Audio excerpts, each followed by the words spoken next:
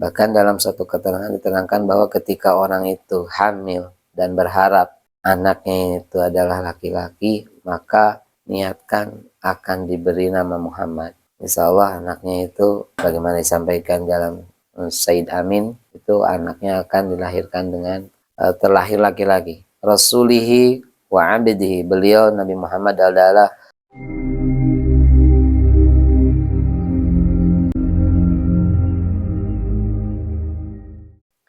Bismillahirrahmanirrahim. Alhamdulillahirabbil alamin. Wassalatu wassalamu ala asyrafil anbiya wal mursalin sayyidina wa maulana Muhammad wa ala alihi washabbihi ajmain. Qala musannif rahimahumullahu taala wa nafa'ana Allah bi ulumi fid dharain Syekh Hujjatul Islam Muhammad Al-Ghazali fi kitabih Bidayatul Hidayah. Bismillahirrahmanirrahim. Bismillahi, dengan aku mulai dengan menyebut nama Allah Ar-Rahmani, yang mana Allah Ta'ala itu memberikan nikmat dengan rahmat yang agung, dengan kenikmatan yang agung. Ar-Rahimi, yang mempunyai sifat rahim, yaitu Allah yang memberikan nikmat dengan nikmat-nikmat yang lembut. Kitab ini merupakan kitab hasil karya Al-Imam Al-Ghazali, yaitu Muhammad bin Ahmad At-Tusi Al-Ghazali. Beliau adalah ulama yang terlahir di tahun 450 Hijriah. Berarti beliau termasuk ulama salaf sebelum abad kelima Hijriah. Begitu besar karya beliau, diantaranya Ihya Ulumuddin dan juga ini kitab Bidayatul Hidayah. Kalau toh memang diartikan, itu merupakan permulaan untuk mendapatkan petunjuk. Dia mengatakan bahwa Bismillahirrahmanirrahim. Qala Syekh Al-Imam Al-Alim Al-Alamah Hujjatul Islam Barakatul Anam. Berkata Syekh Al-Imam yang menjadi imam, Al-Alim yang alim, Al-Alamah yang sangat alimnya, Hujjatul Islam yang menjadi julukan beliau adalah Hujjatul Islam, menjadi hujjah bagi orang-orang Islam, hujjah kemenangan bagi agama Islam. Wa barakatul anami, dan menjadi keberkahan bagi manusia. Abu Hamid Muhammad bin Muhammad Al-Ghazali, yaitu beliau yang bernama kunyahnya Abu Hamid Muhammad bin Muhammad, nama beliau adalah Muhammad bin Muhammad. Beliau bernama Muhammad, ayahnya bernama Muhammad, kakeknya pun bernama Muhammad. Al-Ghazali dari daerah Ghazalah At-Tusi, dari kota Tusi sekitar Khurasan, daerah Khurasan. Qaddasallahu ruhah, semoga Allah Ta'ala mensucikan ruh beliau, wa nawwara dariha, dan semoga Allah Ta'ala menerangi kuburan beliau, amin ya rabbal alamin.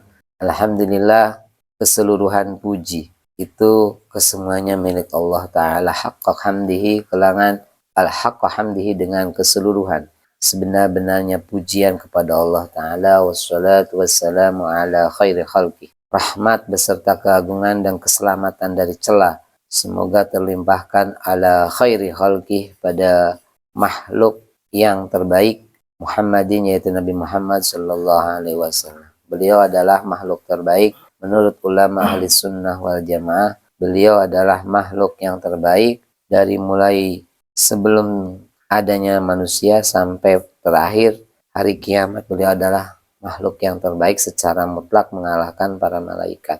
Beliau mempunyai nama di dunia Muhammad. Beliau dinamakan Muhammad li'annahu satuhmadu uqbah, harapan kakeknya beliau akan dipuji pada akhir kehidupan beliau. Dan nama ini, nama Muhammad, merupakan nama pertama yang digunakan adalah namanya Nabi Muhammad sallallahu alaihi wasallam. Sehingga sekarang orang mengatakan nama bagi putra-putranya Muhammad itu adalah tafaulan agar anak-anaknya pun seperti punya sifat seperti Nabi Muhammad sallallahu alaihi wasallam, dan berharap juga bahwa anak-anak mereka bakalnya dipuji sebagaimana terpujinya Nabi Muhammad sallallahu alaihi wasallam. Bahkan dalam satu keterangan diterangkan bahwa ketika orang itu hamil dan berharap anaknya itu adalah laki-laki, maka niatkan akan diberi nama Muhammad. Insya Allah anaknya itu bagaimana disampaikan dalam Said Amin, itu anaknya akan dilahirkan dengan terlahir laki-laki. rasulihi wa abdihi. Beliau Nabi Muhammad adalah utusan Allah kepada seluruh makhluk. Nabi Muhammad mempunyai keistimewaan yaitu Rasulullah, Rasulnya Allah Ta'ala, orang yang mendapatkan wahyu dan diperintahkan untuk menyampaikan wahyu kepada makhluknya, bukan hanya dari golongan manusia tapi bahkan dari golongan jin. Nabi terutus kepada makhluk itu untuk dari kalangan jin, dan manusia itu adalah diutus secara taklif.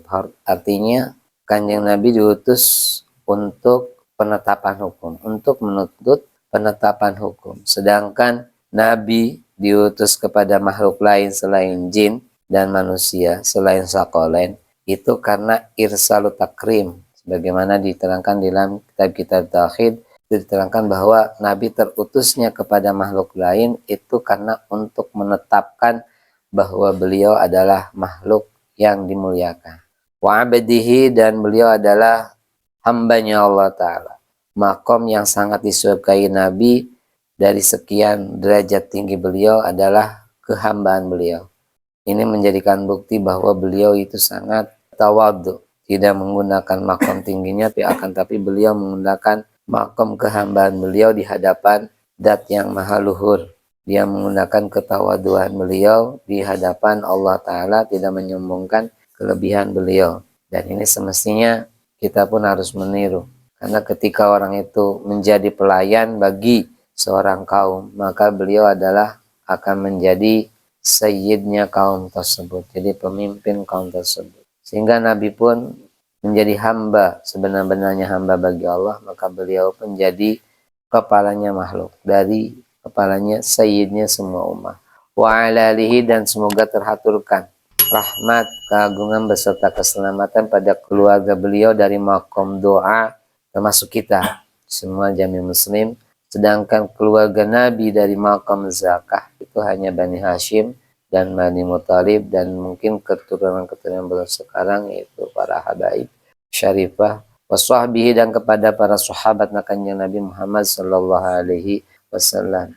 Sahabat adalah orang yang bertemu dengan Nabi di saat beliau masih hidup dan dalam keadaan iman kepada Nabi. Sedangkan orang yang ketemu Nabi di saat beliau masih hidup tapi tidak iman kepada Nabi, maka tidak disebut sahabat. Dan ada juga orang yang ketemu dengan Nabi tapi di saat Nabi sudah wafat, maka dia pun tidak disebut dengan sahabat. Sahabat itu tidak diharuskan lama bertemu dengan Nabi. Sahabat itu walaupun sebentar dengan ketemu dengan Nabi, maka terhitung menjadi sahabatnya Nabi Muhammad SAW. Berbeda dengan tabi'in, maka tabi'in harus lama mulazamah, mumarasah beserta sahabat sehingga bisa disebut dengan tabi'in. Min ba'dihi, dari setelahnya Nabi Muhammad sallallahu alaihi wasallam. Amma ba'du, wallahu a'lam bishawab.